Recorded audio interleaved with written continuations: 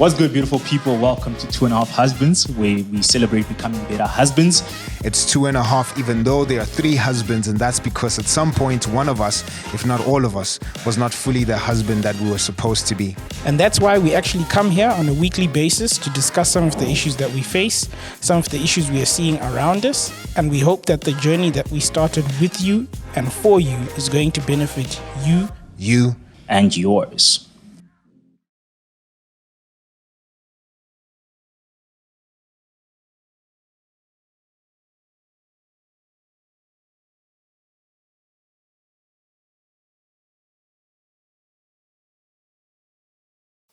Yo, what up?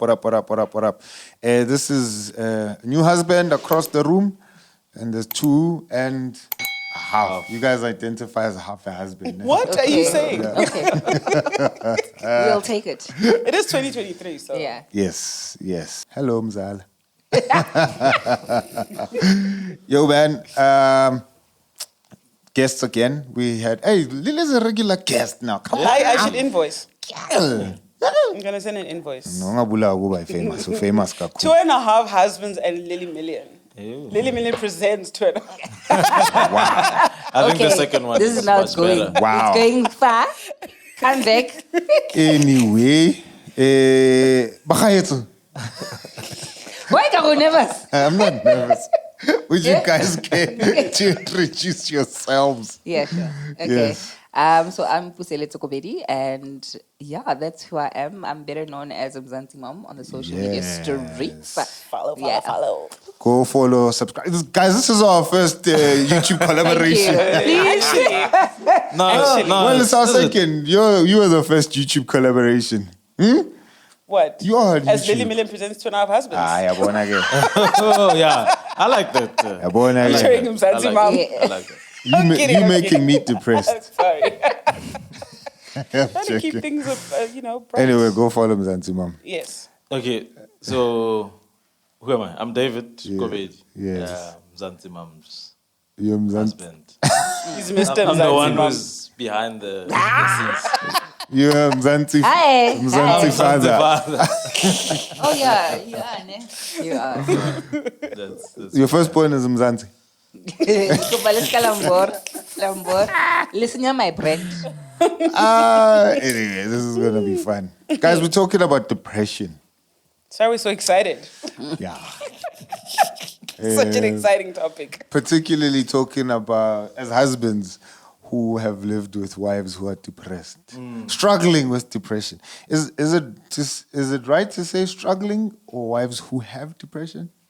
I'm actually not sure. Okay. In this season of my life right now, at this particular juncture, as David likes to say, I think before I would have said dealing with depression. Okay. But I think right now, because of how I'm trying to navigate this illness in the season of my life now, I'm not sure how to give it the right language without giving it what I feel is too much power. So I'm actually not sure whether struggling is the right word, dealing.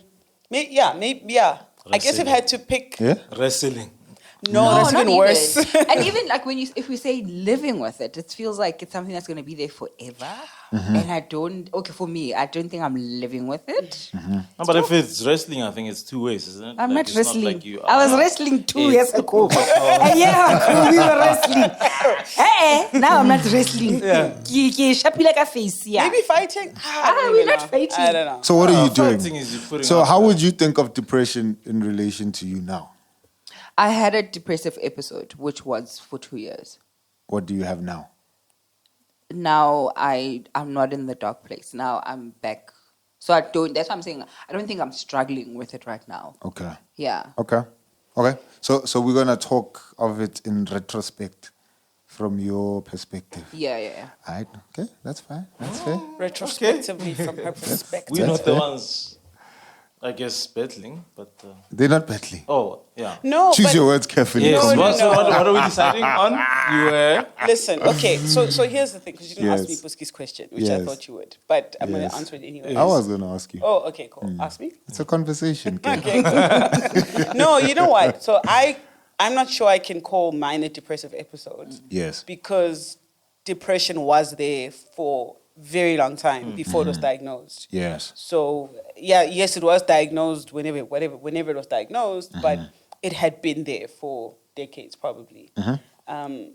But I think also because and it's just a personal thing, because I leaned, I almost like resigned myself to being depressed once I got diagnosed. Like I kind of gave up and been like, I'll never be happy. And in doing that, things got worse and worse and worse and worse and worse. And now, like I'm saying, I'm not sure. I think depression is there. I think it is an illness that is there, but I feel like right now I don't know, it just doesn't feel as active. Or I feel like I'm winning right now. So maybe it is a fight, but like right now it's like 10-0. Okay. So is it even a fight? 10-0 to you. To me. Yeah. Hallelujah. Yeah, Like when well, you say fighting, like when you, like I'm just thinking back of when we were in the midst and it was really dark. The fighting is, I'm gonna wake up today. The fighting is, I'm gonna bath. I'm gonna be a mom. So that's why I'm saying, when we say fighting now, we're not fight. Like it doesn't have. It's not like this. Sure, I have to do this. Like we know more. We feel amazing. Okay. Yeah. I want to say this does not qualify as psychological advice. Oh, no. Please speak to your therapist, your counselor, your parents, your pastor. not just your therapist, not pastors or anything like that. Yeah, you need professional help. No, Like but I'm saying whoever is in your life helping you, go chat to them. Yeah. But don't think this is us diagnosing you and dealing with your depression. It's just It's just reflective people's on your part. experiences, Right? yeah. Yeah. But I mean, Ntate if it's in retrospect and it's like you've had an episode, would you say that like life has been different since? So like if you compare your life before the episode and now, like Before we get there, Yeah. how did you? Let's start there. So you said it was always there. You had an episode, né? Depending on you two, who wants to start? How did you get to the episode? Before we get to where you are now. Yeah. I think looking back on my life, the reason why these past 2 years I can literally say something happened was because I've never struggled with social anxiety. I've never been someone who, I know things that fill up my cup. I know things that I enjoy. And for the first time, I didn't enjoy those things. Do you know what I mean? Like I feel like I was floating. Like I wasn't making decisions. I was just not happy. There's a deep sense of sadness. And the reason why I describe it as a depressive episode, it was because of the things that were also happening in our lives. So it was, how do you say, there was a situation that made me go into the depressive episode, right? So work was hectic. Something happened at church, you guys know. So those things were specific to that time. It was a situation. And that's why for me, I can point it out to say it was that kind of period where I'm like, before that, not to say you don't have sad days, but I didn't drive to work thinking, if I die today, like, I'll be good. Do you know what I mean? Yeah. Yeah. So, and I think we need to get back to Puski's story, but it's fine. Maybe you can elaborate on, you said that depression was always part of your life. Yeah. In one sense. How did you know that? And then why did you get diagnosed? So how I knew that, I was just always sad. I was melancholic. And you kind of have this thing that, like, I think it really hit me early, like 13, 14. I think that's when things really went bad. Where, I'd look at other kids and be like, people are just happy. Like I was filled with so much dread. And funny enough, because I was a poet, so I still write poetry, but as an early teenager, I was a performing poet, and I actually found some of the stuff I'd write in like grade 9, and I'm like, this stuff was dark, bro. Like it was like, yeesh, this is heavy. I hope Zaya never reads this. Zaya's our daughter. So so it was. I was just. And eventually, I described myself as I'm just a melancholic person. Yeah. Like, I think especially when we became friends and started dating, Yeah. I'm like, Black is an optimist, I am a pessimist, and I'm a realist, and that's just how I am. Like, thoughts of death, suicide, those were things I engaged with constantly. But I think it was around 2016, 17, 18, somewhere there. I think things got really, really bad. Like, it was now... struggling to do the basic things. And that's when I saw a counselor lady from our church. And after meeting with her for a year, because I was like, I'm going to go to counseling and she's going to fix my life. And I'm just going to be together. And then after a year, she said to me, Lily, counselors are not advised to meet with they don't call them patients, I don't know what they call them, clients, let's say, for more than a year. Plus also, I think you may be depressed. You need to see a psychologist. And I was like, I'm not doing that. I'm not depressed. And so I never did. Yeah. And then 3 years went by and then things got like really bad. The dark thoughts became really, really dark. Yeah. And upon the advice of a couple of friends, I was like, okay, let me go see someone. Eventually got the diagnosis. But the diagnosis was never a surprise To you. to me. Okay. No. But even getting the news, surely that hit you. It did hit me. I think the thing that it hit me was I felt broken. Like I felt like I didn't choose this, and so for me it's also hard because everyone has gone through stuff as a child, right? And growing up, I couldn't sort of pinpoint that this happened and then it caused this. So I think to this day I still struggle with, was my depression caused because of the loss of my dad and stuff I went through as a child with my family? Or is this how I am? Like, is this just how I am? And then I remember my mom saying, you were always a happy kid. And I was like, was I? Because I remember being in grade naught and just feeling sad. But not being old enough to sort of understand what that was. I think I only actually grappled with that memory when a friend of mine who also struggles with severe depression was referring to her son, who at the time I think was 5 or 6 years old and was just crying, looking out the window. And she was like, what's wrong? And he's like, I don't know, I'm just so sad. And she was like, Flip, what if my son has the same thing? And I'm like, I was that kid. So I don't know if it's a result of just unhealed issues that eventually built up, or this is just an illness that's there that will never go away. And that's why right now I'm struggling to decide what word to use when like the struggling, living with, dealing with. Yeah. Can I ask, with the diagnosis, do you feel like wasn't it like, okay, it's not all in my head? Like, yeah, definitely there was a feeling, it was validating in the sense of like, I've always felt that something was off, and now someone has said something is off. Yeah. But that was also devastating because something is off. Yeah. And it's like, what the heck? And then going through all the medication and all that whole journey of how I was dealing with the depression at the time was also like pretty like horrible. And yeah, like it felt like in a weird way, like, why are some people just happy? Why can't I just wake up and be happy? Like, why is it just generally 7 out of 10 days I've probably been either low or just like teetering just below. Is there a better word to use to try and grasp the weight of what depression is? Because I'm like, you guys have used the word sad, I'm like, it can be said. And it's not sad for everyone. Depression is not. Yeah, so that's what I'm sadness for saying. everyone. Like, is there a better word? Because sad, does happen to a lot of people, and I think at different severities or intensities. I think looking back, I would say a deep sense of hopelessness. Like, there's sad, then there's that feeling of. That's why, I describe it as the dark, sunken place where. Sure. Yeah, sadness doesn't. I feel like sadness is okay. It's an emotion you feel. Sadness is the entry. Yeah, no, sadness is the entry. Yeah, it's a deep, sense of hopelessness. And then when you guys are there, I mean, it's probably weird to ask, like, what are you feeling, or what are you not feeling, and even how you distinguish between the two means, you have some capacity to feel stuff, because feeling hopeless makes me think like you don't even have capacity to feel anything else because you are so oppressed, so subjugated, so pressed down. What do you feel? If you do, what is it that you feel?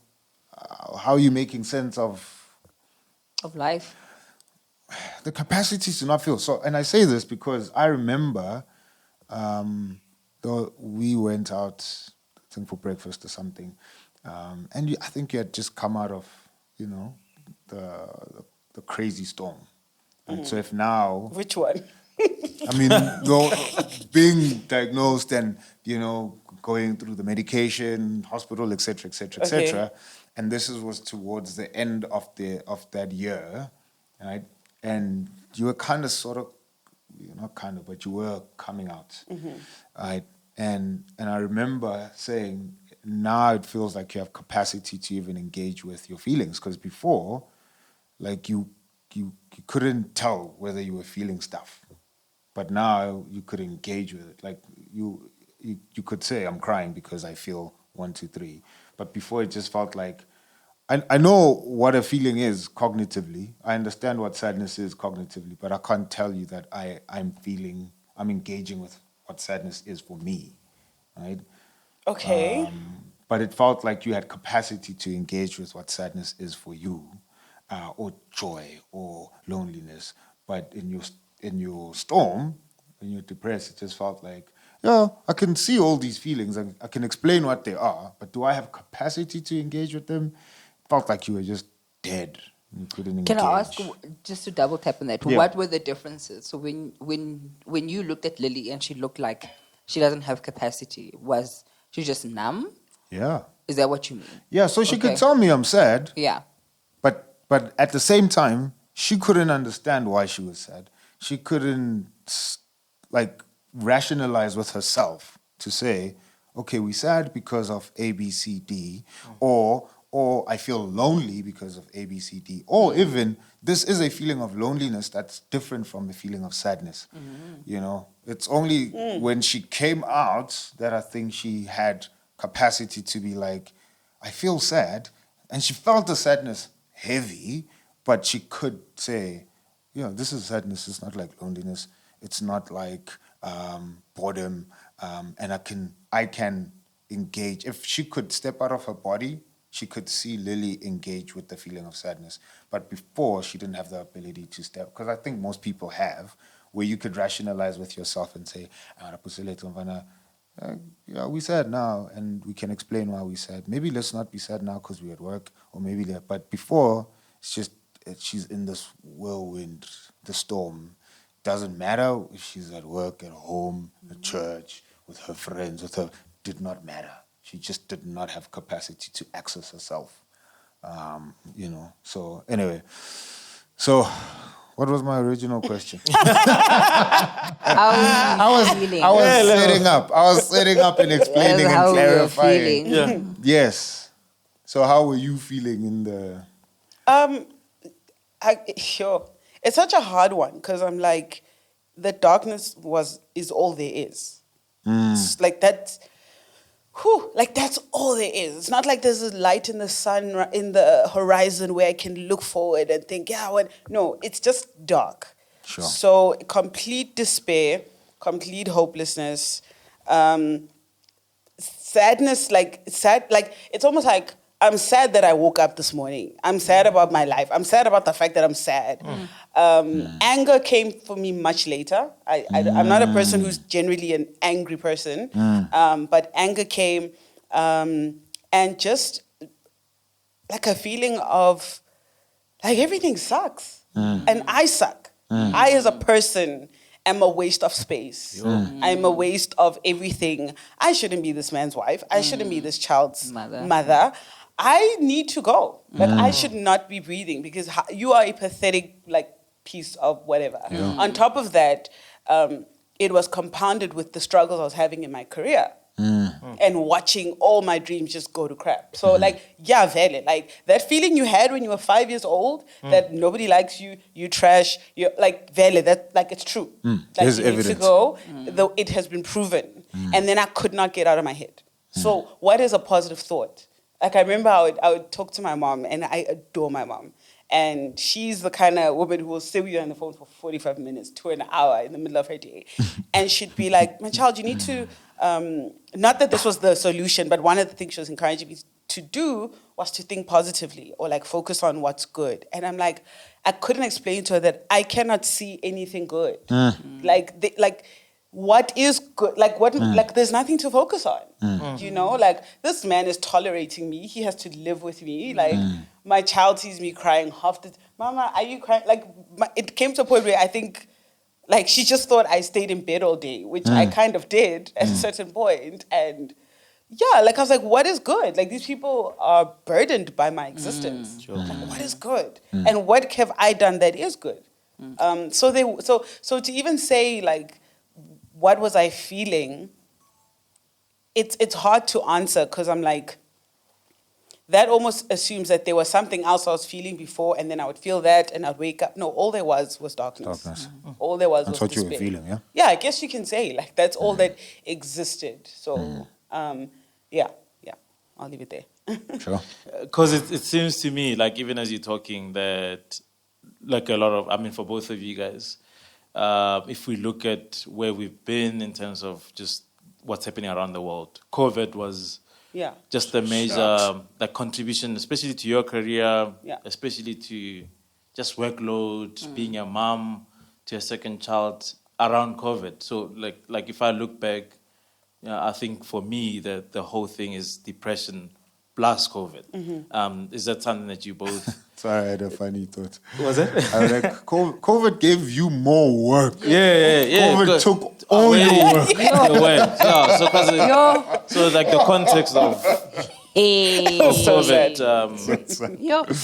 Yeah, so I don't know what the question is, but like, yeah, if you reflect on depression, career and COVID, what would you say kind of maybe triggered the, like where you were? Because at least from my side, it felt like flip. I think this whole 2 years of being on lockdown is what contributed to us being here. I mean, like honestly, obviously, in terms of like COVID, it has some level of effect, right? But I'm like looking back with having a small baby. I mean, Anea wasn't sleeping. I would vlog every single day, guys, and edit vlogs. Do you know what I mean? Like, I didn't feel, yes, getting back to work, it was an adjustment. But by then, I don't think that depression was there, right? Because I'm like, at what capacity? Literally, you were getting 2-3 hours sleep. Like, but I was still like thriving. Like all of us had to adjust. You're not going to church. You're not seeing your friends. But even then, it didn't feel like the depression was like, I'm knocking. No. So it was like, okay, things are new. Work is hectic. Let's work. Right? So yeah, maybe depression, I mean, COVID did kind of contribute, but I wouldn't say that specifically in terms of my depressive episode, like COVID had a huge impact. How long were you working there? Working where? Where you were? Your job, because didn't you get it just before COVID? No. I was probably working there for either 2-3 years. And then been working there for that long? Yeah. I mean, it's 5 years now. So maybe 2, because Anea is what, 3, right? So, yeah, but when Anea was born in Jan, so I was on maternity leave, and then my maternity leave was probably, it ended like what? It was Jan, so that's 2 April, months May. into the So lockdown. May. So either way, like, either way, I was gonna leave Anea and go to work. Do you know what I mean? Like, it was part of the package. Yeah. Okay. But so I think for me, just looking back at like that period, it was that like you could see that my wife is working hard. I can't like breastfeed the baby. I can't get up when she needs help. But it was almost like you rev in this car and I'm like, yo, the engine is gonna blow at any point, because I'm like, you working every single day from Sunday to Sunday. Yeah. Like up until 12 o'clock at night. So at least from my perspective, it was like, yo, like this person is working hard. There's nothing I can do to help because Anea is demanding and work is demanding. Like, what do I do? So yeah, I don't know. Like I felt like in as much as you did those vlogs, enjoyed it, like it was hard going. And so that's what I'm saying. You can think of that period, right? Where I'm saying it's hard. And think about your wife that was a year ago. Like, completely different people. Like, do you know what I mean? Yeah, so that's what I'm saying. I don't want to say that COVID didn't have an effect, but who I was there, and who I was a year and 2 years ago, you could clearly tell that my wife is depressed. Like, and just double tapping with what Lily was saying in terms of how you feel. I think the hardest feeling that I couldn't comprehend, which I completely believe, is feeling guilty that I'm here.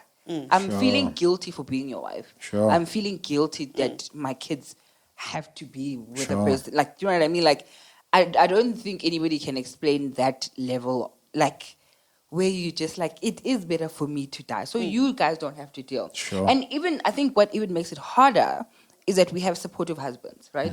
You guys are like, okay, what do you guys need? What do you guys need? Do you need me to take the kids? You have parents that are trying to understand.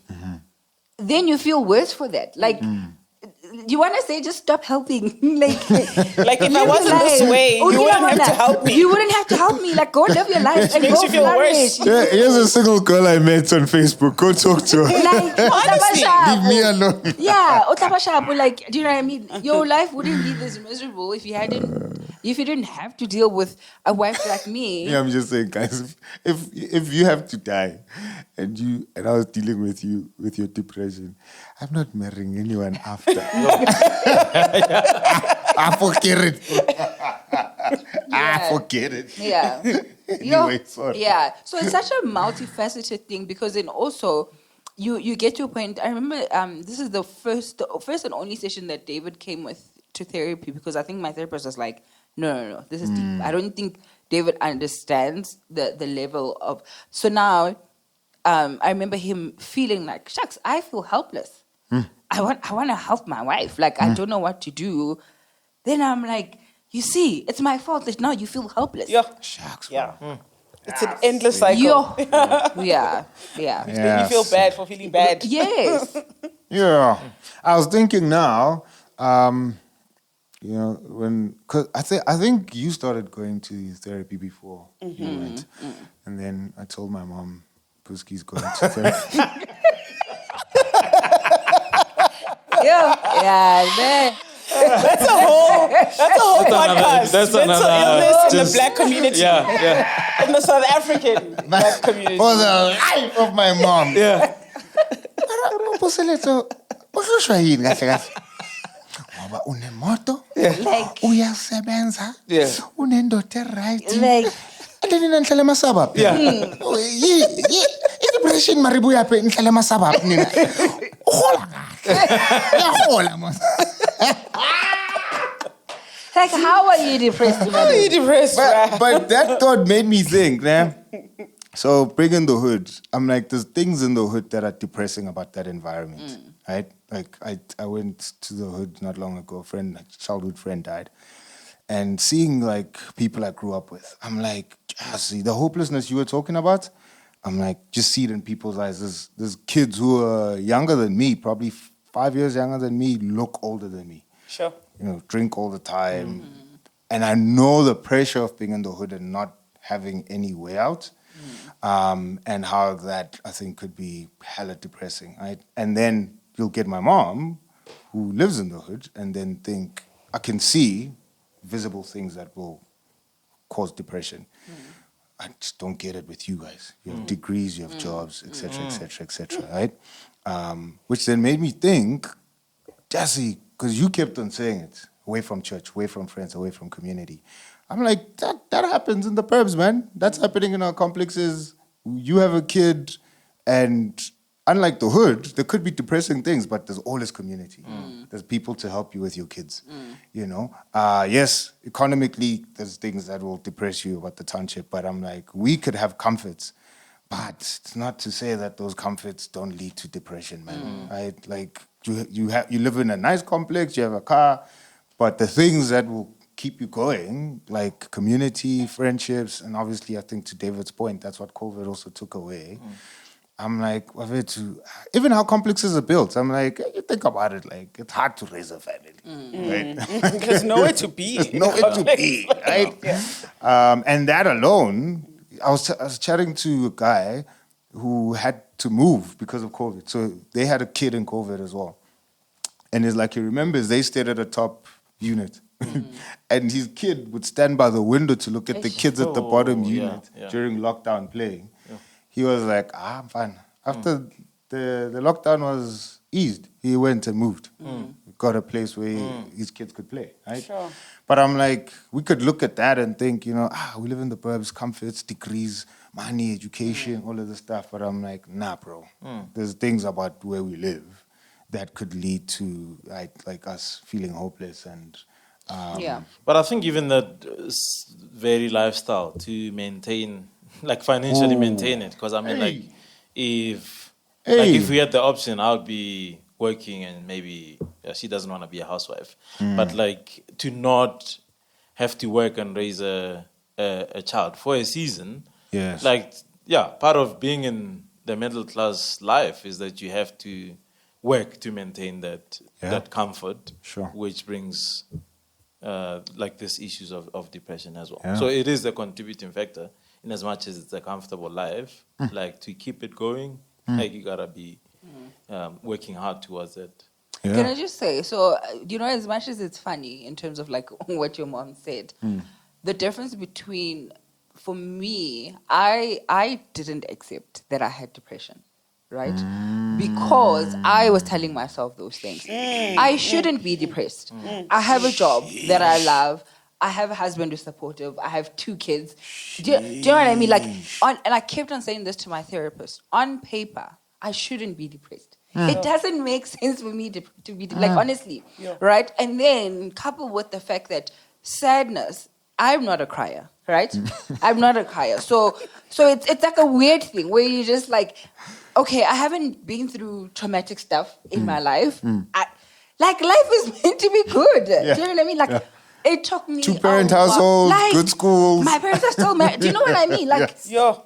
guys, that was like it took me a while for me That's to be hard, able man. to say I am depressed. That is hard. And then when I got admitted, so I got admitted into like a mental health clinic, and you see a psychiatrist and you see a psychologist, right?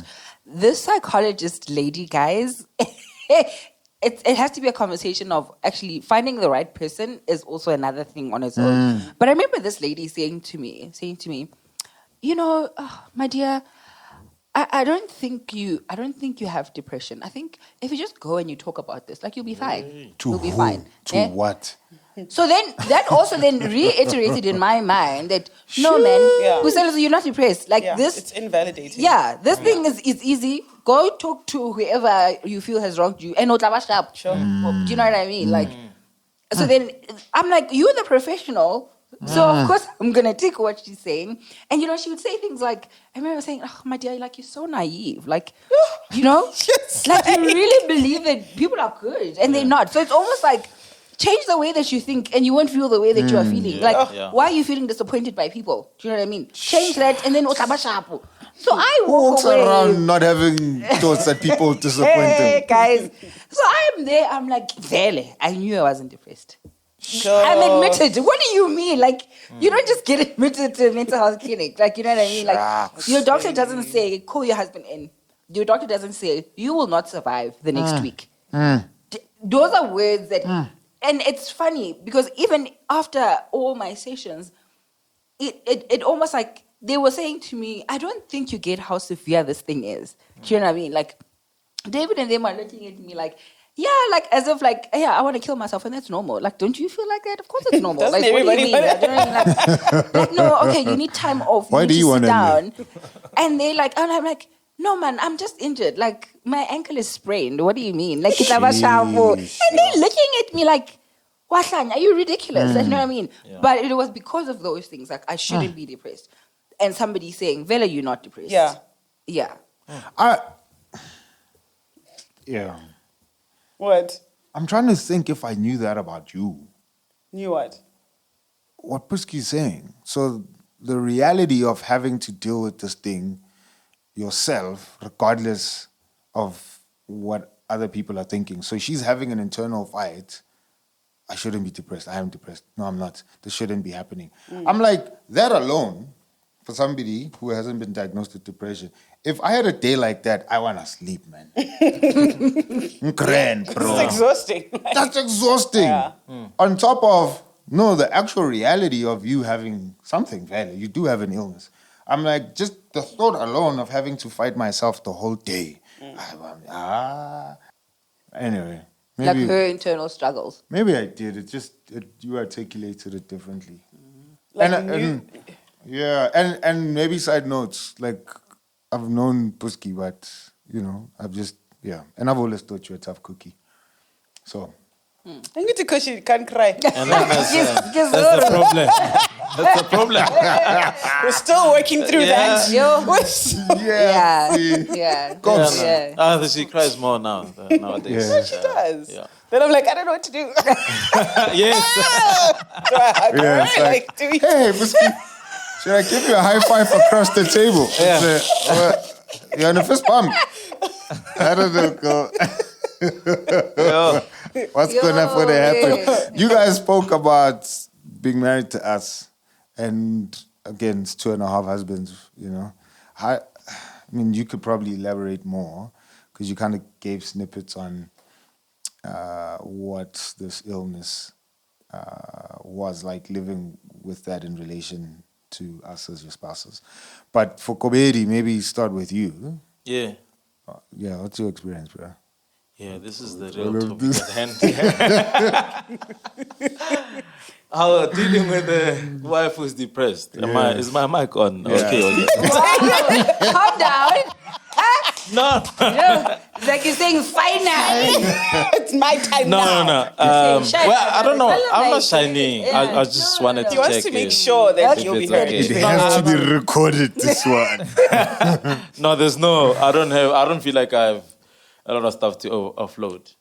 Where do I start, man? Because I think there's a lot of and maybe you can categorize the conversation to like things I didn't know and like things that were unhelpful as I went through like the journey of dealing with a wife who's depressed, and then the difficulties of just having to be the one bearing the load.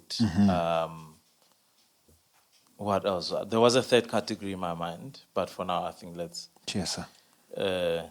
3 points. Yeah, 3 points. Yeah, Fanaka, you know how it is. Like I think there was a lot of stuff I didn't know about depression.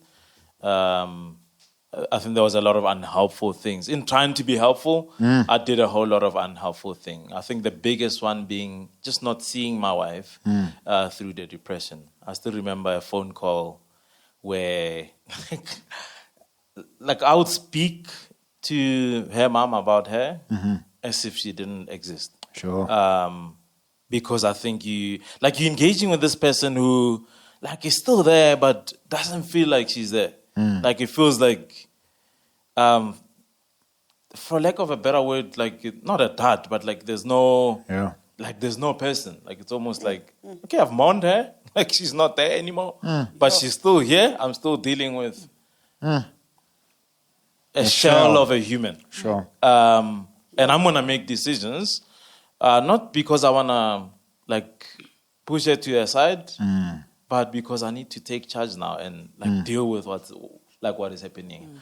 Find the best way to help her, and I think in doing that, like I would talk to as if she didn't exist, and I think that was so unhelpful because it perpetuated to her that she didn't matter. It reinstilled the like whatever it is she was experiencing that like Puski is not doesn't matter anymore. So I think for me that was the biggest realization when she was like, yeah, do you know I'm actually like human? Like, and I don't like the fact that you talk as if I'm not here. Like I would, in my struggle, in me wanting to take the kids away so that she can have freedom, just organize with people. Okay, like you're gonna help me out with the kids, without actually consulting her as the parent to say like I want to take the kids to such and such. Are you comfortable with that? I think sorry, with like other people. Yeah, so like so organizing for other people to watch babysitters. it. Oh, okay, got you. So instead of consulting her, I would just make those decisions. Gotcha. But in my head, I thought I was helping. Even people she might be uncomfortable with. and, like being around her kid. Yeah. But you didn't take that into consideration. You don't, draw her into the decision making. Sure. process, and I think that hurt her. And for the first time when she was saying, actually when she said it, I was ticked off because I'm like, but I'm helping you. Like, what do you mean? Like, like I'm not seeing you. Like, what is all of this? Because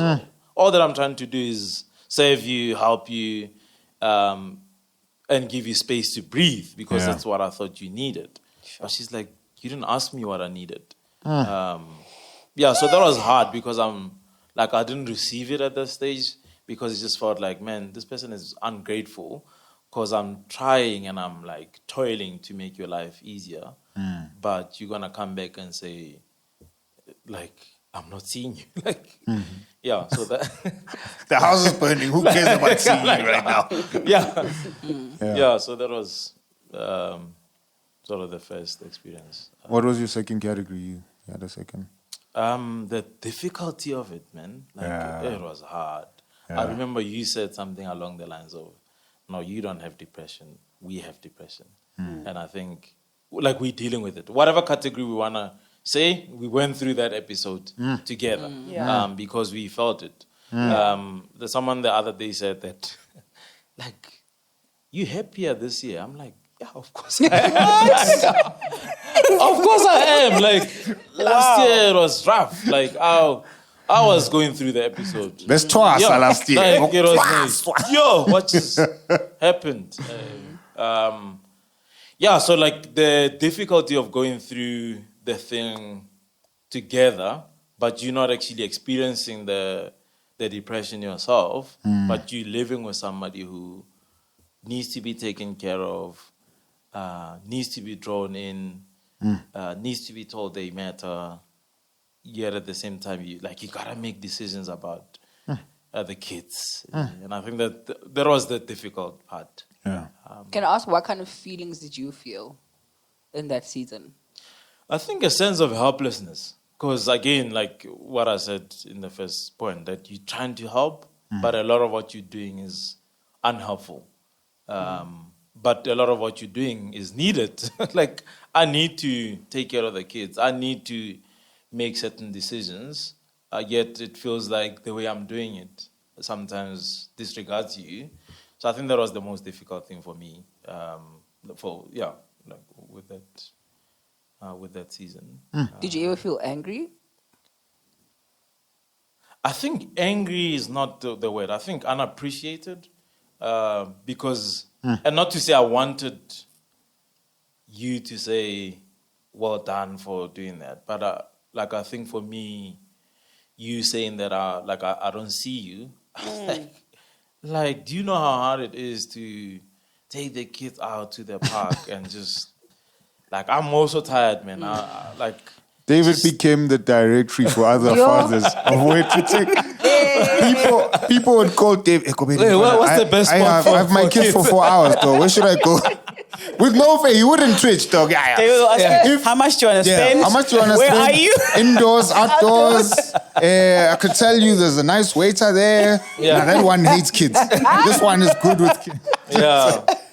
No, it became... Sure. It was hard, man. And I think the hardest thing also was, at the earlier stage, like, you not wanting to share with everybody, like, what was happening. And I think there were good reasons for that. And me feeling like, man, I do want help. I do need to seek other people to help out. So it's like balancing out taking care of the household, being a mother and father, and also protecting you and other people hurting you throughout the process. Just to give you guys, if you're listening, some context. So when I needed to get admitted, I didn't want my parents knowing, right? So David, he was in a predicament because he's just like, how can you not tell your parents that you're getting admitted? Gone for a month. And also, what am I have work. I can't just have the kids for 3 weeks, right? So it will be easier if I take the kids to Velcom, which is where I'm from, for your parents to go, watch the kids. But I knew what my parents knowing would do in terms of my journey. And that's, so just to give you an idea, when David says, like, I didn't want everybody knowing, it was hard for him because he's like, if they know, they can just make this easier for you. I just wanted to... but also just, like, like later on, as I look back, the reasons why you didn't want people to know, because as like we told people, like my mom asked me, like, "Oh, she's depressed. Are you doing anything to depress her?" So like the response from them was like, "What are you talking about?" Like, so yeah, people not understanding, people giving advice or like unhelpful advice at that. So I understood more and more as we went along the journey that maybe sometimes it's not helpful to tell people because they make the situation worse, but because they don't understand what depression is, and then the burden of having to explain lies on you and not me. So yeah, like I think the toss up between understanding why you took the stance of not being vocal, but also just the difficulty of of it all. And probably to balance that, I don't think what you guys are saying is that you shouldn't tell people. I think it was very unique to their situation. Yeah. But for somebody, you might need to be telling people, right, so that you're not dying alone. Yeah. And the lack of ziggy ziggy. The tough love. Listen, bruh. Hey! Let it die. Okay, everything is depressed. Yes. And you try things that you used to. And you're like, it's not working. It's a dry season. Like, ow, they're not reacting the same way. The chemical reaction is... For 8 years I've been doing this thing. Yeah. Dead, bro. Yo. Dead. Dead, I dead. Before, which I think we need to chat about. But we'll talk about that some other day. Before we get there, as your friends, we can safely say you guys are more happy this year. Sorry, I actually have a question. Sorry. Yes. Like, for David. So, obviously, when you guys married, you know, the whole signs of possibly being depressed, it wasn't on your radar. Depression wasn't on your radar. This person makes this comment, you dismiss it naturally because you're like, my wife's not like that. And then this happens. And obviously, like, I experienced whiskey as a friend, like, and it was like, it was heartbreaking. Yeah. And I just want to know, did you at any time, did you ever think things would go back to normal? Or did you ever believe she'd come back? Or did you reach a point where you were like, this is my wife now. The woman I knew is gone forever. I'm just curious whether you kept hope alive or you two just became like, this is what it is now. So I think something happens where, I don't know if this is a guy thing, where it's like there is danger. We need to just gather up the wood and like protect this thing. Because, poop is about to hit the fan and you just need to brace yourself and you can't crack. You can't break. You got to keep this thing going. Sure. I don't know how long it's going to be, but this ship is sailing no matter what. And I think so that's the mindset that I went into, that like stuff my frustration, like put aside any like difficulty that you're feeling, put aside how like your well-being. When people would ask me like how you copy, I'm like, hey, like what is that? What is that? Like the ship is floating, and this is where we're gonna be. So like, what was your question again? I was just wondering. I mean, the stuff you said is like super like insightful, but just wondering whether. Did you lose hope? Because you said you mourned her. You mourned that when you're referring to talking to her mom as if she wasn't there. You mentioned like you mourned that she's no longer there. Did you ever believe that this will change? Like she'll get better? Or like had you resigned yourself like this is my new wife, my new marriage, my new family. Nothing will change. It'll always just be me taking out the kids and whatever it is. I don't know. I think I tend to be pessimistic, but I wouldn't give you an exact answer to that question because it felt like I don't care how the future is gonna look. We need to figure out what's happening today. And I hope my wife doesn't kill herself. Sure. And if she does, what am I gonna do with the kids? I need to like make sure that I will hold the fort, even if she's not here. It looks like. I don't know, like, it looks like she seriously wants to do it. And should that happen, like the ship has to float. So, like I just never thought of what life would look like beyond this, because it was, this is this, Yeah. and let's keep it going, and let's keep the ship afloat, and disregard what, like anything that you might feel. So I think that's the natural mode that I went to. Let's maintain this thing. Are you okay? Of course I am. I have to be. I have to be okay. Yeah. Because, like what's going to happen if I'm not? Yeah. So that's what Yeah. the mode I went to. So I can't really, like I wasn't even thinking, is this going to last long? Yeah. I hope it changes. If it doesn't, we're here. I did. What? Think that's my new marriage. It's my new wife. There's no At what coming point? back. I think after you came back from hospital. Yeah. I was like, hey, I'm fine.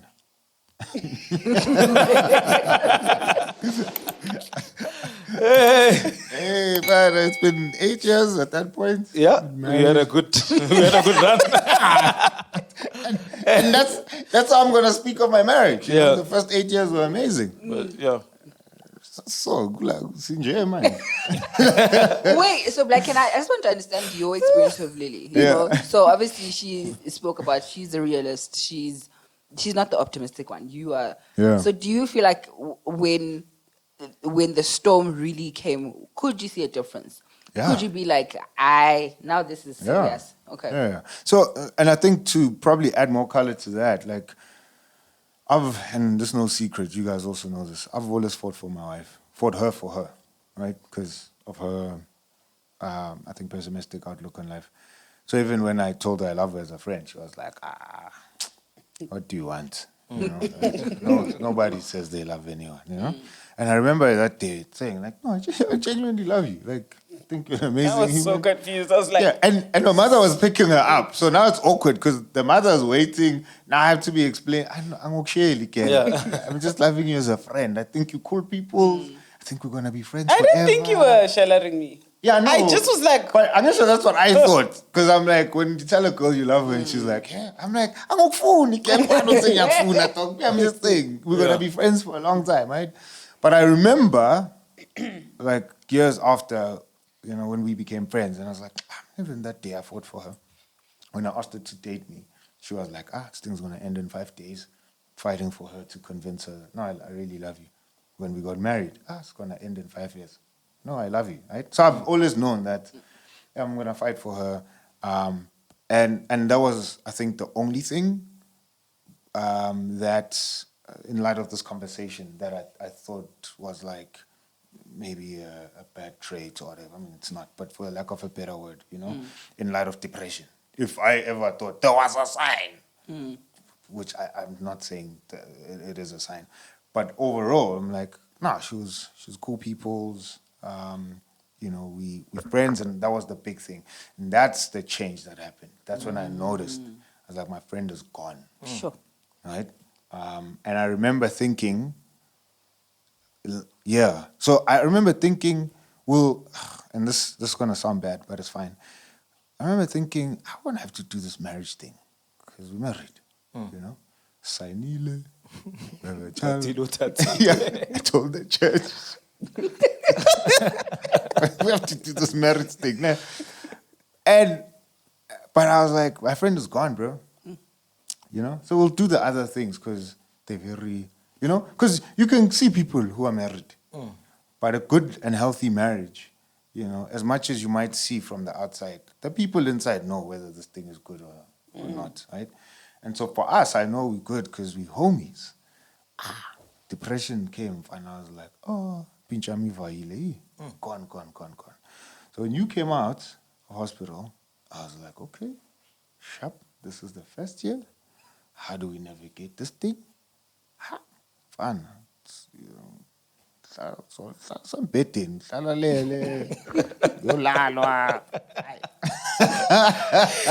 it wasn't funny at the time. And I'm like, this is us, bro. You know? And then And then I had moments where I was like, nah, stuff this. This is not us, you know? Go. Don't sleep. Don't stay in bed for long. Come out. And then there'd be like a glimpse of hope, you know? Maybe she has one good day. Back, I'm like, I told you, man, this is us. You know? Sure. So I had hope, but even then, if I imagined what coming out would be, I never thought it would be this today. Never. This is a miracle. Huh? Yo. This one. Yo. I thought coming out would be, you know, like, you know, when people come back from war, man, they're out of the war, man.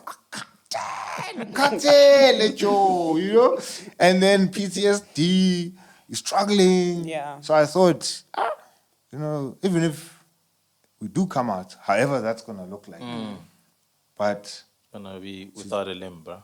yeah. Yeah. I was like, but she'll just never be the same. Yeah. And in many ways, she's not the same. I think you're better. I think my wife is actually better, having gone through that, you know, than the 8 years before that. I think there's a reality check. We were having a conversation this past week, and talking about kloof kloof, and my wife was like, "Jocks, bro, I didn't realize how much that thing cost us, and it cost us, like we paid with ourselves, you know, because we were talking about our sex, and she's like, we paid with ourselves, though. But I'm like, even that statement has made the kloof kloof. Oh, fuck. Okay. Go deeper. Go deeper. Hey! So In the words of TDJ. Excuse the pun. so I think she's way better, and I think there is a naivete, right, that we have when it comes to life. Yeah, in your younger days, yeah. You know, and especially if we're honest, guys, as married people, you think, oh, fine, this was the biggest thing. At least let me speak for myself. Yeah. That was the biggest thing. I did it. We're married. Life is gonna be nice, man. You know? Yeah. We homies, we dig each other. I get your brain, you get mine. Will we have struggles as a couple? Sure. But you know, we'll probably struggle about money here, we'll talk about kids there, disagree about holidays, blah blah blah. Did I ever think I'd ever get to a point where I'm like, similar thing? This chick might kill herself, Joe. Ever. So I'm like, coming out of that, I'm like, life is life. I'm fine. Yeah. Yeah. But and I think there is a sense of maturity, as you say, that comes with having seen life. Yeah. And I think for the relationship as well, that you've been through poop together, and like that deepens your roots. I think. Yeah. This might sound like a stupid question, right? But were you guys ever like where you had days where you like, I'm actually scared my wife is gonna kill herself? Yeah. Like genuinely, like. Yeah. Yeah, but like you were just speaking of it like I'm going to the grocery shop. like yeah. I'm gonna go buy death. Yeah, like today going to work, I just wish the truck could hit me. Like, and I'm like, dude, like, do you understand what you're saying? Like, and like knowing that this person actually means it. Like you just like on the edge and like expecting the worst news at any time. So I think, yeah, man, yeah, it was lit. No, it was, bro. And I've said to my wife that I've seen dead people, and I've seen how they look, right? Having gone to so many funerals, I'm never doing that thing again, bro. I've seen people who are in deep sleep, and I've seen the middle. That's how she looked. Whatever that was, she's not dead. She's not deep sleep. But again, where you're like, there's no human here. But there is. There is. Yeah. And I'm like, yes, I've never seen this in my life, dog. Ever. Yeah. And those are the moments where I'm like, nah, bro. And then obviously you think about the kid, and you're like, what am I going to tell my child, dog? Fana. Yo, nah. Totally stepmother. Stepmother sizoyenza umntana amafrefe. Man. I'm so curious as to what conversations you and David were having.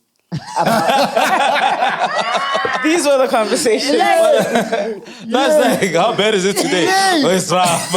What do you mean? I remember that when was it a Wednesday or Tuesday? We got out of the office. For those who don't know, me and David worked together. And we were standing by the stairs. I don't know, we had complained, cried, I don't know. And finally, both of us were like, fine, there's nothing else here. Let's just pray and fun. And we just stood there and prayed, bro. Because we're like, beyond this, we've had all the conversations we had, and it's still the same. Let's just pray. We prayed. Didn't feel different. I was like, fine, okay, No, but there was a sense of hope, man. No, there was. In those moments, you say, like, Flip, we are at our wits' end, and this is the only thing we can do. And, like, talking to each other gave us a sense of, let's do this. We're together in this. We can fight another day. I remembered my third category. Come on now. And I think it came from, like, you talking about your wife sleeping the whole day. And I think it's the, like, navigating depression and brokenness. Navigating the fact that, okay, now she's depressed, and that's why she will be lying on the bed. But other times there is, like, nonsense in the mix. Well, at least from my perspective. So the nonsense of depression. Let's put it out there. I don't want to say stuff. Yes, that's the question we want to ask. Actually, no. Did you guys ever use your depression to get out of? It's like, Marwan, are you being lazy or are you depressed? You didn't want to have sex and you used depression. Or you didn't want to do groceries. But guys, here's the thing, right? The outworking of what depression does to your mind is being lazy, is being demotivated, is not wanting to have a conversation, is there's no motivation to do anything. So I can't sit there and be like, ooh, I don't want to go to a party. Let me talk like I'm depressed. Like, because we know there's, like, you are depressed. That's what's happening in this house. That's the title here. There's depression. What it looks like today is, Black, I cannot go and face those people. Like, I can't. I just physically cannot do it. Or, like, I was fine when I was getting dressed. As we got into the door, as we got into the car, I'm anxious. I can't go. You know what I mean? But so when you say nonsense, and that's what I was actually wanting to ask before I answer the question is, for you, what's nonsense? So I want to put it out there because I don't know what's nonsense. Yes. And that was the hardest thing. And it's not just the laziness. It's just multiple layers. Because in a marriage where there is no depression, there's normal things that we struggle with. Normal things of, actually, I don't like the way you spoke to me. And that's very offensive. But in depression, let's let it slide because who knows what kind of day they Everything had. is sensitive. So everything is like we stepping around your toes to kind of protect you because you know you're in a difficult space. But as a normal human, sometimes you're just lazy. Sometimes you don't want to or you just step rude, up and or whatever it is. like laziness. Okay, rude, I see what you're saying. Denying, conjugal rights.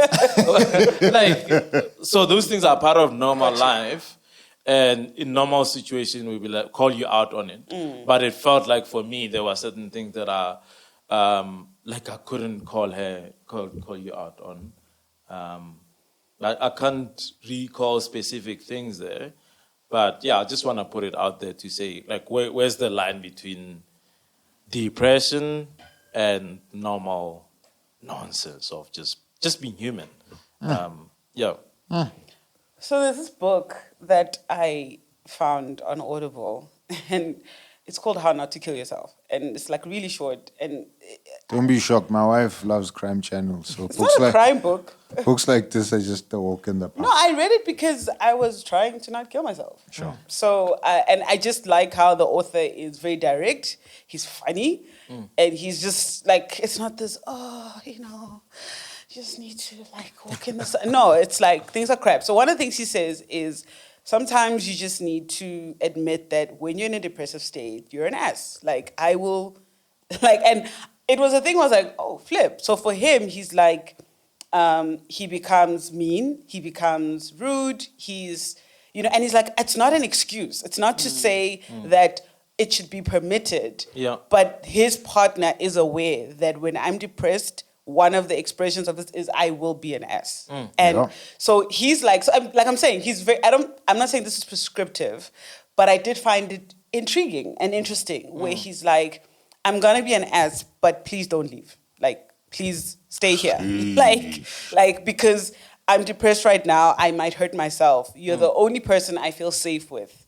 But also you're close to me and I know I'm going to be an ass. But So it also feels how like they, you're the last person I want to be close Yeah. with. Like, that's the crazy thing where it's like sometimes being close is just be in the room. Or like I don't want to talk to you, just be Were here. you like and that? a lot of I don't think I asked for it, but a lot of it sometimes was just like I understood that I'm not fun to be around. Like there was a point where the crying, like if I cried, Black would be like, Mama, what's wrong? What's going on? But it got to the point where literally we'd be talking and he'd look and there's tears. And I was just like, don't bother. Like, just don't address it. Let's carry on. I'm chopping carrots and I'm crying. And, it just became part of life. And so I understood that I wasn't a pleasure to be around. I understood and I felt guilty for that, whatever.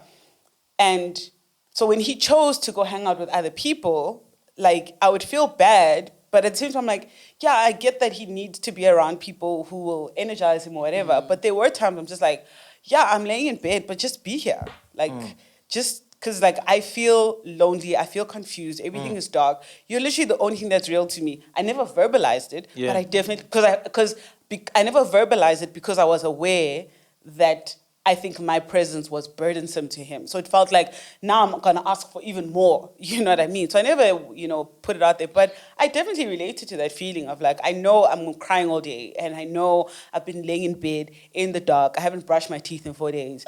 But please don't go hang out with David. Stay in the house with me. Just stay here. And so anyway, I went all around there to say that I think there are parts of your personality that do change or to get altered with the depression, with the illness, so to say. And so with, like I'm saying, some people it's anger, it's rage, whatever it is. For me, it's deep sadness, lots of, And so I'm not sure that, so I can't sit there and be like, yeah, I turned it on to, because there was nothing to turn on. That's all there was, right? Like, again, I'm not sure about Buski, whether it was like, because there also is a sense of a loss of control. So maybe something that you would have been able to tolerate, you can't tolerate at this point, like because your nerves are shot. But for me, and that's why I was asking, I understand you can't remember instances, which is such a guy thing, to not have the receipts so we can review. But I'm still not sure what you mean by nonsense. Yeah. And I think it is that thing, if I'm not wrong, I do think sometimes people use, and it's like, I'm Aries. That's just who I am. Yeah. You know what I mean? So I think there are people that can use, shucks, okay, I am really depressed for being rude and all of that. And I do want to say, like, there could be people that are listening and they're dealing with a partner who they feel maybe it's actually now coming to a place where it's actually abusive. yeah. I don't think if you are in a situation, there's a difference between, okay, me and my depressive state is hard and you don't want to be around that. Then there's a difference between I'm being intentional and I want you, like, there could be an element of abuse. And if you are the person that's struggling with a person who is depressed, but you feel like they're using the depression card as to, I am gonna every day put you down, tell you you are nonsense, or that is not something that I think that you should, whether you're a husband, whether you're a wife, I don't think that is something that you should be like, sure, now I can't address this because I'm scared. You know what I mean? I know of instances where, and that's the thing, when depression looks different for all of us, how we deal with it looks different, right? So there are people that also may feel like it's easier for me to want to push you out. Because clearly you're here as a husband, right? You're here as a partner and you're saying, I'm riding or die. So now I can see that, no, actually I want you out. Therefore, I'm going to do things that I will intentionally hurt you so that you can leave me. Shucks. Right? So that's also an aspect of it. So I'm just like, shucks, man. That is something that you need to navigate, but it doesn't mean that if you the person sad, with man. a depressed wife or husband, Yeah. that you need to take all of that. Yeah, I totally agree with you. I think they are, and I was in no way saying, just putting that out there. That we Yeah, should yeah. tolerate, that we should tolerate like abuse or being mistreated or whatever it is. Because there is a line. There is a point where there is some self-control, you know, unless you really are just unhinged, of which then you are unsafe. And I think, but I also do get the feeling of not even wanting to try. Like, so even so when I'm sitting there thinking like, Sure. you know, so why should I try like be nice? Because everything sucks anyway. Or why should I try not like order McDonald's for the fourth time today? Just binge eat again. Yeah. Like why try? Why bother? Like why bother? Like just like there's almost like so you almost there is a point, so I can say there is a point where I did resign myself to I'm tired of trying to not feel what I'm feeling. So we're just gonna lean into this, and this is who I am now. And yeah, but I don't know if you had moments where you felt like mistreated or like there was nonsense. Maybe you can, because you were agreeing with David. Like What? you can give us examples of. The receipt. I'm thinking of receipt now as you. But Or maybe not something that happened, but an idea, like an example. Or That like, I've- or like what do you feel like this was nonsense? Yeah, I think maybe So it's a trap question, by the way. it's a tough question. Nah. It's a safe space. We're only filming and recording every don't single know. thing you said. I don't know if I don't know if David used the term unappreciated just in relation to him taking the kids and helping out in that regard. I just felt unappreciated in overall. But it's in those moments I had to catch myself and think, this chick is not doing this intentionally. Like, so I wouldn't say that I felt like you were there was nonsense on your part. I just felt like my whole experience. I was like, fine, yeah. So maybe let me ask it this way, because I think when you spoke about like something like binge eating is like a bad habit. Under normal circumstances, maybe like somebody would challenge you, like, listen, like, why are you buying McDonald's or whatever? So just bad habits that come with being depressed, substances that we use. So like, I think for me, I'm not necessarily saying like y'all did nonsense. I'm just saying I couldn't figure out where the line between like, where can I step in and challenge? Or just surrender myself to When to bring the law, when to be gracious. it's like, let's just be gracious because Vela, she's depressed. Like, she's gonna sleep the whole day. She's gonna watch and binge watch useless shows the whole day, which is gonna make her more depressed. And like, now we're gonna have to deal with that.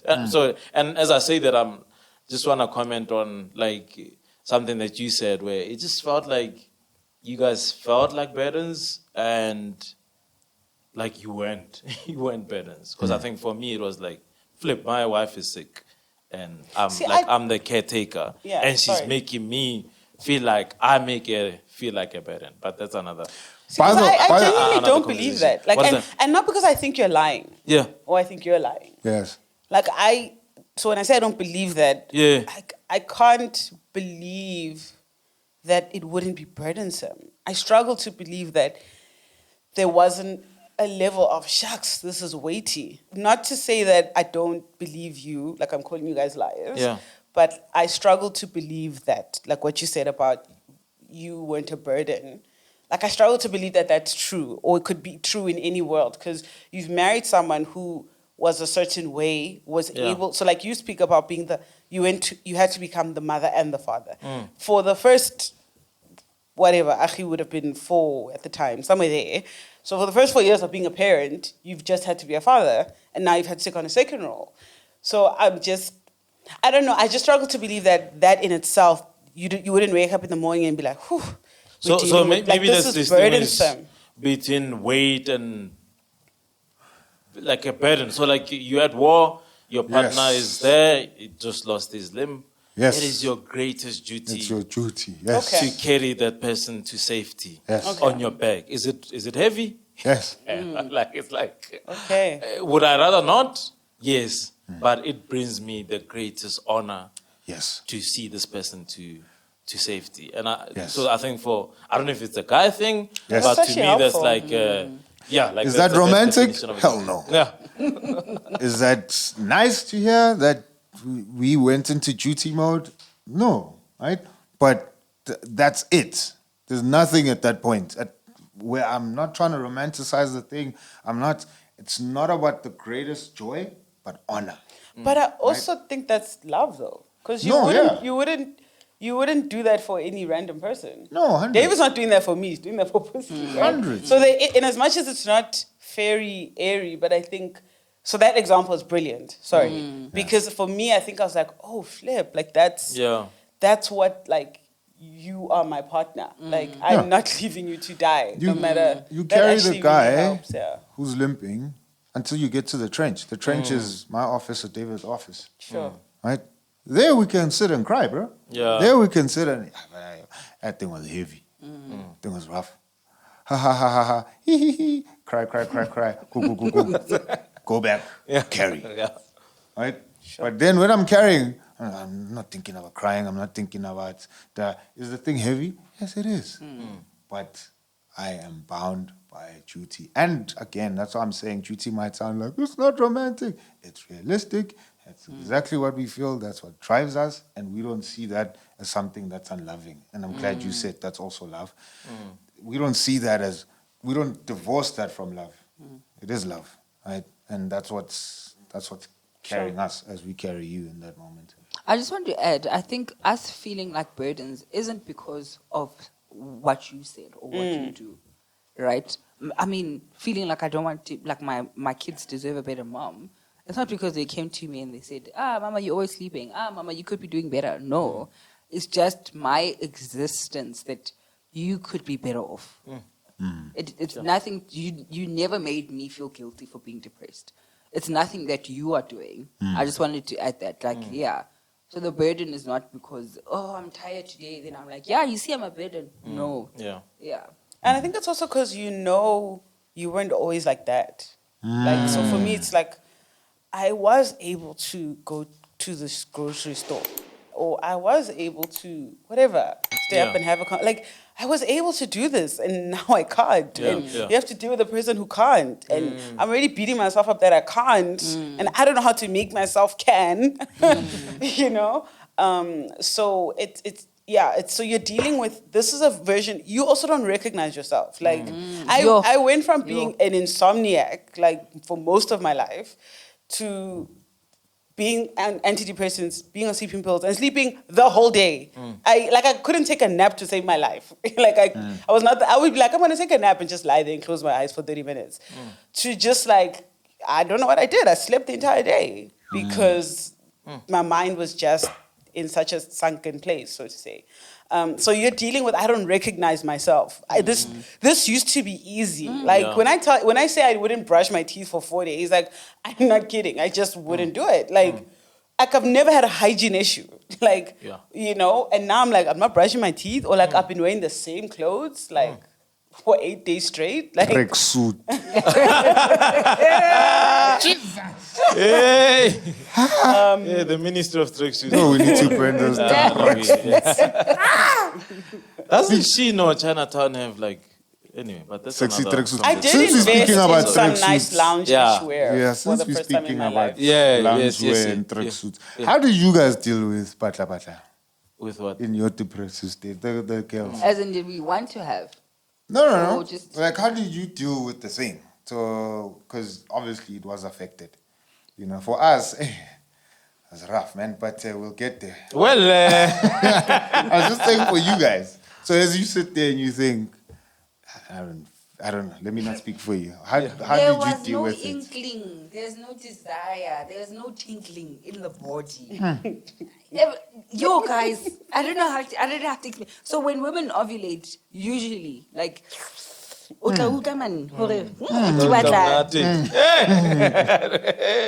for me, it's far from my mind. I don't want to be touched.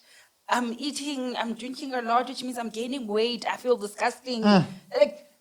So if David walks in with this big head, shirtless, big head, hairy chest, no, like leave me alone. Like even your gestures, flowers. I mean, if David only, I want to get e-wallet now. We'll get home and I'm like, take me now. Manna, Kenya, you wanna? Get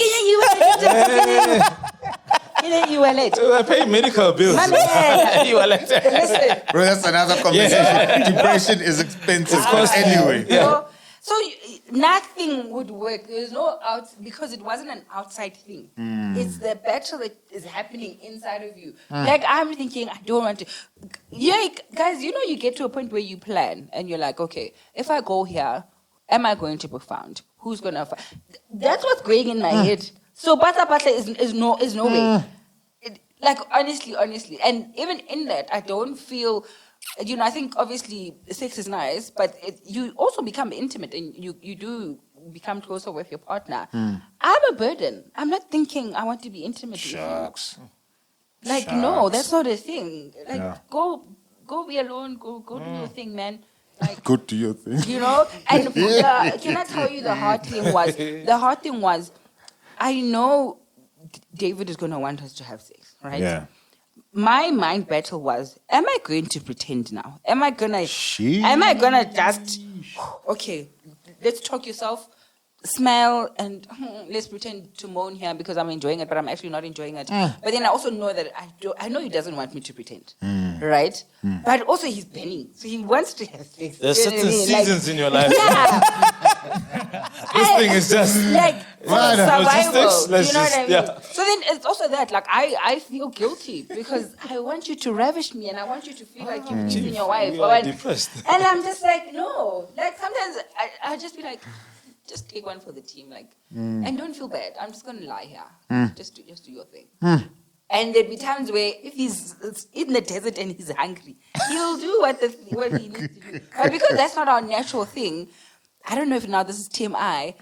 I think in his mind he thinks, no, if I try and do all of these, at some point one of them has to have an effect. So he'll be like, he's trying. He's like, Makataka, still nothing. I'm like, Chief, I'm so dumb. But I'll be like, Chief, we spoke about this. I'm taking one for the team. Just go and do your thing. You know what I mean? Yes. I don't want you to go sin. Yeah, not even that. No, but I mean, I'm it's just like, I because get the struggle, but I'm like, I don't want to, and it's unfair for me to continue saying to you, I don't want to, because you need. No, this thing, man. Yeah. Because you, as a guy, you're battling also biology. Biology says there must be a release, but you don't think of. I didn't think of you as an object where I just need to release. By the time I stuff it, right? Yes. I need a release. Yeah. So I think that was the challenge where it's like, I actually want you to enjoy this thing, Yeah. but you say you're not going to. Yeah. I don't really get it. Let's try. But yeah, so it was a difficult season. Even with like sleeping pills, it's such a logistics because you're like, I'm going to drink my pills at 8. After this, I'm dead. So if you want to do it, And then the kids are like, Papa. There's a time frame here.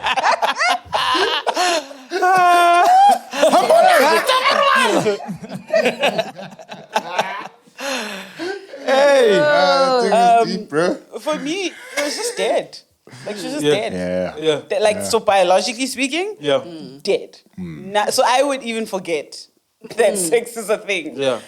But then at the same time, because intimacy had never been an issue before, and then it became an issue in our marriage, then I felt even more bad as a wife. Yeah. Because, I'm not doing this, and I'm not showing up under the covers, like on top of that. Yeah. You know, but it was like, there was no, like, so physically, there was no desire, and that was, for me, a side effect of the medication I was on as well, definitely. But also emotionally, because, like, I was so disconnected from everything. Like, there's just, there's just nothing. Yeah. So, and me, the highlight of my day was going to bed. Yeah.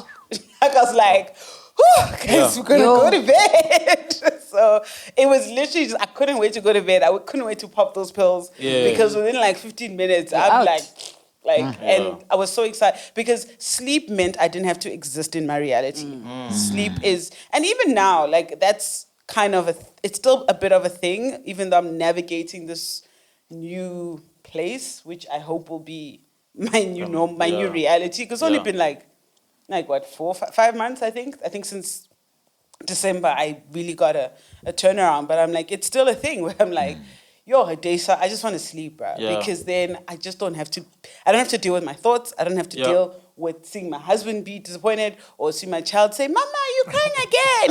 I don't have to deal with none of that. I'm off. Mama's always sleeping. But I was gonna ask that, like with the medication, if you guys saw, I mean, like a difference. Yeah. Like when you're depressed without medication, like your desires for patla, and when you're taking medication, like is it like, now it's even like dead.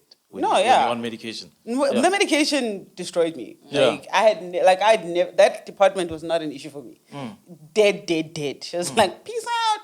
And as soon as I stopped, I think within like a month, or like because it takes a while to work for the people. I'm not on medication anymore, so it takes a while to get out of the system. Like it felt like my whether it's my hormones, whatever it is, just the libido comes back. Yeah. So definitely that was a huge sort of difference. But also, even without medication, depression can affect your libido already, because there's no desire for things that are even enjoyable, of which sex But is one it is of a them. cure, I get it. No, not when you're in it. Physiologically. It should be. Yeah. It's not. I couldn't study. Oh. Also, some people then it's end a up healing just for us. sleeping with everyone because they're trying to not address their depression. So, there's levels to this thing. Just so. As the other husbands who say, hectic. It took me a while to accept that it was the depression, the pills, everything else that's causing a decline in our sex life and not my wife. It took me a while, bro. Sure. Just double tap on it. Yeah. No, I am. Because, again, we went from Super Saiyan to mere mortal. Like, Okay. No, you are. Anyway. I know, sex life is bomb. Okay. Yeah. No, nice. it is. It's glorious. Guys, continue. Went from glory. I think you do this on purpose. What is it? You lit like you No, know. but the world must know The world that, doesn't need to know. Grace must There's cut this different out. levels. Grace must cut this out. Went from glory to nothing. So then I was like, nah, bro. Like, we desired each other. I didn't have to, like, work hard to convince you to be like, oh, girl, let's go have sex. Sometimes it felt like, I was like, maybe, playing my game. It's trying to soften you up. And you'd be like, hey, Donna, like it looks softer now. It's, yay, okay. Right? To nothing. Like zero. Nada, So then it felt like, this chick is doing this on purpose, bro. Nah. Wow. Make it personal. Yeah, this chick is lying, bro. Nah, it's, like, I didn't know you didn't brush your teeth for 4 days. Jesus. But, I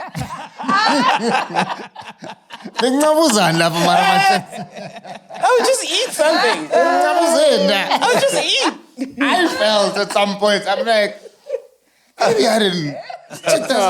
Mara mina yakeza chulo. Mshana koloni, neat, nice. I'm like, nah, bro. I was like, nah. It took me a long time to think, like, the issues with me. Like, this chick doesn't want me. Right? But even when I got to the point of realizing that, it's the depression, probably the pills as well, I didn't even rationalize it or even articulate it that way. It just felt like, okay, yeah, maybe this is, and that's, again, that point where you came out of hospital and then I was like, hey, this is our lives, Vele. This is going to be us. Sex is going to suck. Marriage is going to suck. Yonkinti suck.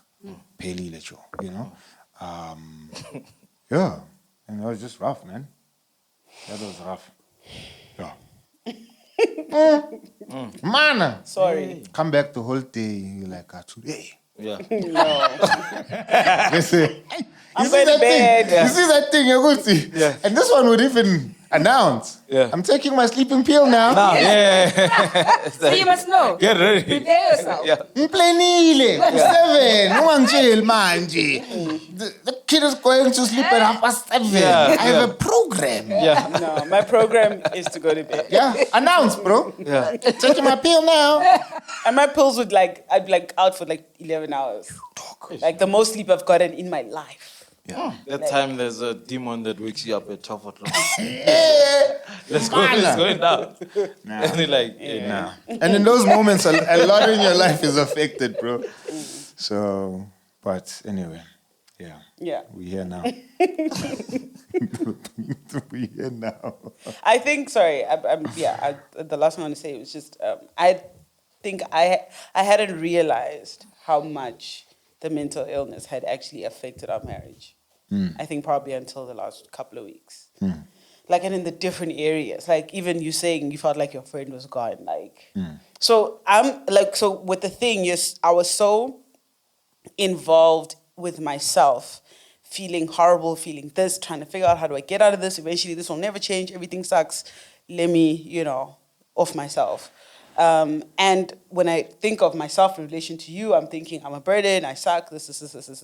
I'm not engaging with, this person misses me. Like, I'm engaging with, I'm not playing my part. You know what I mean? So I hadn't realized that, like, I was gone for a long time.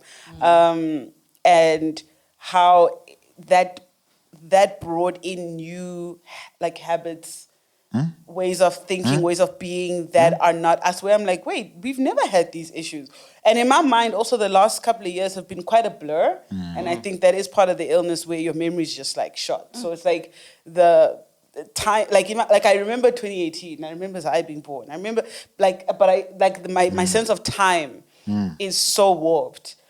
So I don't remember a lot of things that happened. So in my mind, I'm like, I'm remembering a version of us from 4 years ago. And then I'm like, are we like this? What happened?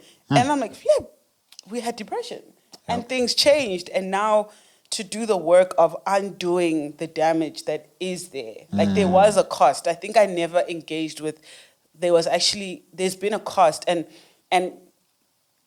it kind of makes me scared, like where I'm like, shucks, I'm doing good now. I hope in 6 months I won't sink again. Like there is, that fear is there, right? Yeah. Where I'm like, sure, because I know what the cost was, besides wanting to kill myself and like the suicide stuff that we dealt with, what it did to my marriage and my family. Like I take my daughter to school in the morning at 8 and then so she finds me, and she wakes up at like 6, says, good morning, mama, goes watch the tablet. Later on, we get ready and take her to school. I work from home. And then usually Black will pick her up around 4:30. And I've worked the whole day, but because she found me in the morning at 6 in bed, and then she came back, and maybe I'm sitting in bed, in her mind, she still thinks mama sleeps the whole day. Yeah. And that's because that was a reality for a long time. Before she was even in school, I was just in the dark. So even that, like, so sometimes it's like, I'll see it's like 4:30. Let me sit in the lounge so that thing can be like taken out from her mind. That like, so I have to be like, mama has a job. Like, no, mama, you sleep the whole day. But my point is just, I think right now I'm engaging with the damage that has actually been done in you having to carry the person with the broken limb and like, so that's kind of been a shocking thing for me. But I just think one thing you said there, like, made me, like, just remember the effort that it took, especially for my wife to, like, come back home.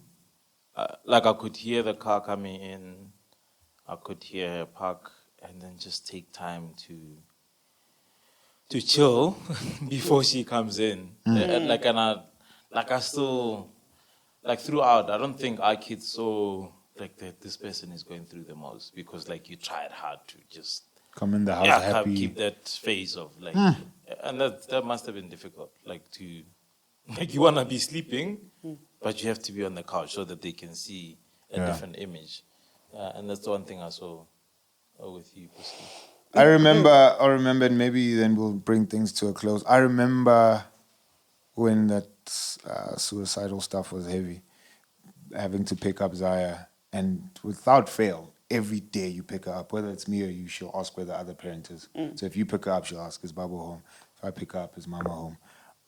I remember picking her up after just a crazy season, and she asked me that. And in that moment, I'm like, if my wife died, what the hell was I going to tell this kid now? Because she's asking if her mother's at home. Yeah. She just came from school. I'm like, what the hell was I going to say, dog? So if I didn't see, no, your granny's at home. What are they doing at home? Hey, for the next couple of days, there's going to be more people coming to visit us. Where's my mama? Hey! Mati Cheso. Yeah. You see that? Nah, bro. Yeah. Anyway, that was rough. No, it was. That was rough. Absolutely. Anyway. So just, I mean, I know you said we're wrapping up. Like to any husbands, I guess that are dealing with wives that like they in the storm now. Yeah. You must beg as hell, bro. Be Embo Golden. Yo. Yeah. So what was the question? What What would would you you say? say? Like, you know, there's men who are genuinely struggling. They want to be intimate with their wives. They are tired. They're holding down the fort. Like, what do you say to them? Like, because you also can't guarantee someone and say it will get better with time. Yes. You know what I mean? Like, Yes. I think, yeah, it's God's grace that our thing wasn't like 6 years, 15 years. But like, you know, some people, their wives go in and out of hospital. Like, they can't work. So I would say, and I've had this thought since we started. So there's, even with this podcast, there's many podcasts who will talk about depression. There's many clever people who will write books and articles about depression. There's many people who preach about it. But one thing I've learned is, even with all of that information, it's still my reality. And this is the first time in my life, you know, I know, like, most things in my life balance out with other objective information that's out there. But this thing, I'm like, I'm fine. It is what it was for us. Even I think our experience was different from your guys' experience. And so I just remember thinking, because I had a conversation with a friend of mine, you know, and he was like breaking this thing down intellectually and academically. And I agreed with most of the stuff. But then I go home and my wife is in bed and I'm like, academics is not helping me. Yeah. It's Vale. I'm fine, you know? And I'm like, all of this stuff, I can't see how I apply here. So I would say, man, like, if you're a husband, yeah, man, and I don't think we're saying hold on, Obegazela, because we have nothing else to say, but I think that's it, man. Just chill there, bro, right? Just, hey, man, be there. You don't know how long it's going to be. And I don't even think, because that's one thing we struggled with at the beginning, to try and define whether it's a struggle, it's a battle we've won, but we don't even know what the evolution of this thing is. And we just at a different part of the journey now, you know, but I'm like, yeah, just, I think, choose your wife, man. And fight to choose to love her and be there, you know. Even in the craziness, there were moments where it was cool, you know, where we had a nice date night, fine. The moments we had sex was fine. And so I'm like, just hold on to the whole thing.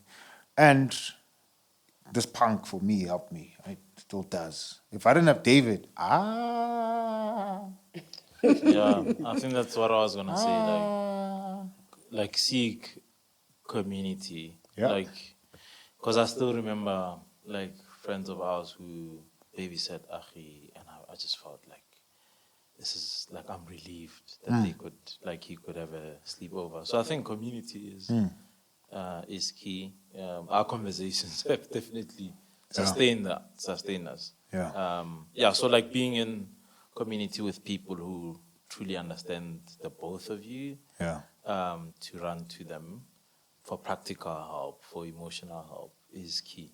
Like as you persevere, how big is it? It's not a one-man show. Like it's like other people carrying you along as you lifting heavy. So I think community. Yeah. And I think being real with your own emotions. Like I think I'm frustrated. Sure.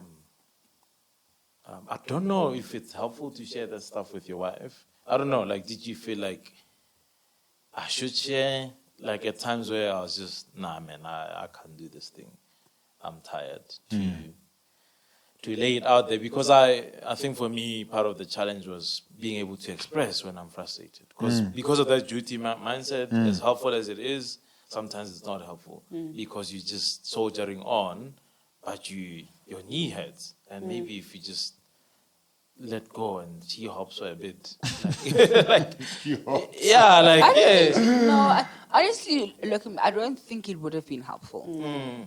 Because of the how I'm already feeling, not because of you. Like I said, if I'm already feeling like a burden, because trust me, I can see that it's tough for you. Do you know what I mean? I can. So I'm not delusional, and I'm like, my husband has got this in with the kids. You can tell, like if it's a long day, they're frustrating you. Like your circuit is short, you're getting snappy. Do you know what I mean? Like I can see it. But I don't think at that time those conversations would have been helpful. Because of how I ended up feeling. It just got me in a worse state. Like, and I mean, I don't know if you'll be comfortable with me sharing this. I remember, so David he's not an emotional person, but in that session when we were there, just seeing him break down and cry, I was just like, a part of me was like, yeah, I know this has been hard, but I was like, sheesh, man. Like, very like you'll get touched if I die. Like, you're so emotional. But in the same breath, it got me back to that thing of, like, this is why you should just take yourself out. So this person doesn't have to be in so much sadness. Do you know what I mean? So that's what I'm saying. I think in the moment, I'm not saying you breaking down and crying wasn't helpful. Especially, I think it needed to happen in that kind of setting where there was a psychiatrist. Do you know what I mean? I don't know how the conversation would have been if it was just us in the bedroom and seeing you cry. Like, I was just going to be like, I can't believe this room. Like, this is what my husband is now. Like, his heart is broken. I'm going. Sure, yeah. So, I suppose get yourself friends that you can then vent with. Yeah. Get yourself friends who will carry you when it's tough. And just brace yourself. It's like you're in a plane, you're about to hit turbulence. Yeah. Assume the brace position and soldier on and have other people help you in that. I don't think there's anything more I can say. I think the wives will have the last word. I will say this in the thing of having friends. Mpanagiti. This whole season is confusing, both sides. And I think even with you guys hearing, and I think with us as well, there's things that you probably haven't said to each other that you're saying even now in this conversation, and you're realizing, shucks, that's what my wife was thinking. I didn't realize that, nah? So I say that to say this whole period is confusing. As a man, do not confide in a woman. My ends in fun.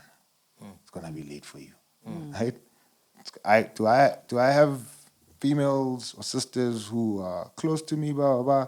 At no point did I ever go into detail about my wife's struggle the way I would with David, right? Not saying that there's people who are out there waiting to pounce on me, but because this whole thing is confusing, one little statement will lead to, whatever, Puski's right, fella. She's a burden. Sipati here is nice. And look at, every time I go to the park to play with the kids, how Sipati is there. The kids like her. Even my mother doesn't understand why this one is depressed. Look at, my mother thinks Sipati is a stronger woman. Hi, maybe Vele. We should call it. You're hungry that time. Yeah. You're hungry. And every time Sipati comes to the park, he's always wearing gym tights. Sipati, why? Because you work with a long skirt. Okay. Exactly. Siphathu Do not. ugezile. Yeah, okay, I'm asking. So I would say, if bro, we could talk about the spiritual aspects of this thing, which I think is another conversation. But don't be an idiot, bro. Don't. We know a guy who dealt with depression himself, and spoke to a girl, and now it's over, right, with his family. So, like, don't do that. Don't talk to a girl. Don't do it, bro. And if you're a depressed husband, wife, do not go confide in a boyfriend, a male friend. Don't do that. Bestie. Yeah. Your life will end because of depression, and your marriage will collapse in the process. And then you'll be more depressed. And then you'll be more depressed. Don't do that, dog. Right? Yeah, it's been a... Last words, and then we close. We're not chopping this thing. It's been fire. Okay. I'm not sure what my last words are. Like, I'm just hoping I will be okay. Yeah, I'm hoping I will be okay. I've been in a better place for a couple of months, and I'm hoping it's not, I don't know. I'm hoping it's real, you know? So I think I definitely, there is fear. There is a lot of fear, and like, sure, like when I have a bad day, I do get scared that, are we going backwards, you know? And I've had moments where I'm like, all the bad thoughts have come back again, and it's just, but I think it's just, I'm trying to live a life that is full. Yeah. And I'm choosing to believe that whether it is for me an illness, or whether it was a 10-year season, or whatever it is, or whether this is going to be the thorn in my flesh, I am choosing to believe that I can still have a full life despite it. I might have struggles other people don't have, but that's what I'm doing, because yeah, I think like I reached an end of myself last year, which I never want to get to that place ever again. Yeah. So I'm hoping, and thank you for sticking it out. Yeah. Shonja, Yeah, man. I think for me, depression, you know, losing yourself. I can't explain what it feels like to just not be you. And when you finally get to that place of, you know, you again, or a better you, there's a sense of guilt that comes with being happy. It's like, it feels weird to be happy. And, you know, for anyone who is struggling with depression, when you do have happy days, or when you're getting out of it, it's okay to be happy. Like, do you know, I can't, every time I was so used to when people ask me, Puski, how are you? No, it's been a rough day. I'm a -4. I was so used to that. Like, I had to say, it's okay to say to people, I'm happy. Today I'm a 9.5 out of 10. Today I'm killing it. Do you know what I mean? Like, I'm content, I'm joyful, I'm happy. Like, guys, it was such a weird thing. Like, it's okay. Be happy, my girl. Be happy. And those days are going to come. But if they're not there, it's also okay. Sure. Yeah, and I think with Lily, same as I'm so scared to go back to that place. But I don't want to be so scared that I'm crippled by the fear and not do anything. But I'm definitely gonna fight, like, because I know if I ever get, I won't have the fight. So now when I still have the strength and to put in the things that I need to put in, I am going to fight to not get there. Like, because it's a dark, difficult place to be. And yeah, I think it's great that we could have this conversation, like you said, like these things that David said. Where I'm like, sure, okay, I didn't know you felt like that. So that was good to hear. And like, yeah, man, I think sometimes a lot of the times I'm like, hey, when I missed the commitment, do you know what I mean? But like you say, like, it's not romantic to stick it out in a marriage just for the sake of commitment. But I think for this season, I'm grateful that was there.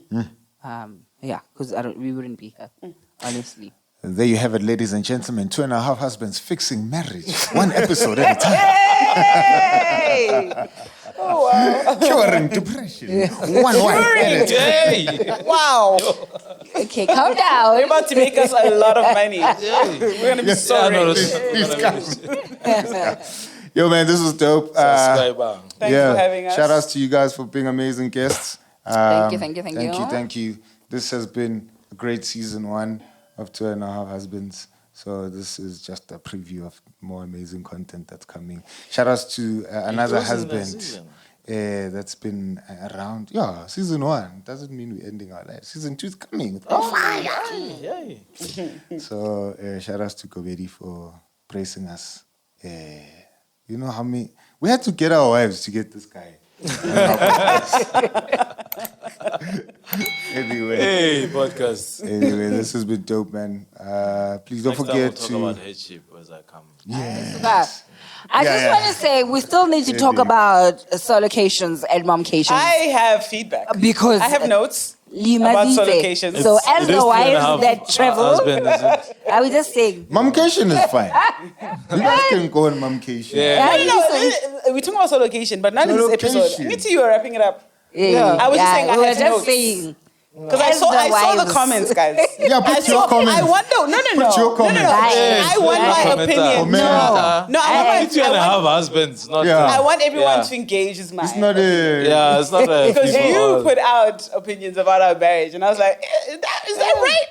Is this you? Comment. Is this you? No, my cake. It's it. I have notes. We'll see you guys on the flip side. Don't forget to like, comment, subscribe, share. Donate. Donate Raise.